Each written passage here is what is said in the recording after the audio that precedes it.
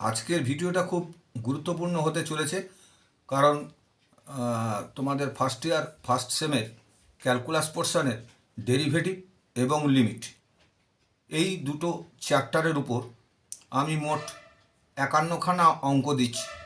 এর মধ্যে অবজেক্টিভ টাইপের অঙ্ক অবশ্যই আছে, এখনও 7 দিন তো সময় আছেই। সুতরাং এই অঙ্কগুলি ক্যালকুলাস পোর্শনের ডেরিভেটিভ এবং লিমিট ভালোভাবে যদি প্র্যাকটিস করো, আশা করছি এর মধ্যেই পড়বে।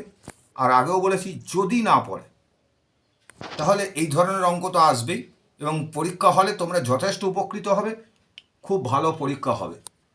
এখানে পরপর অঙ্কগুলো সাজিয়ে দেওয়া আছে, দেখবে প্রথমে 9টা পেজের মধ্যে সেখানে দেখবে 25টা ডেরিভেটিভ আছে। প্রথম 9টা পেজে দেখবে 25খানা ডেরিভেটিভ আছে।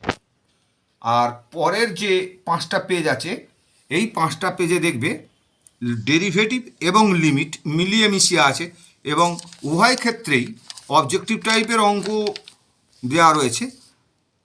তোমরা প্রত্যেকটা অঙ্ক খুব ভালোভাবে বুঝে বুঝে করবে, তাহলে লিমিট এবং ডেরিভেটিভ এই দুটো পোর্শন থেকে তো বেশ কিছু নাম্বার প্রশ্নপত্রে থাকবেই।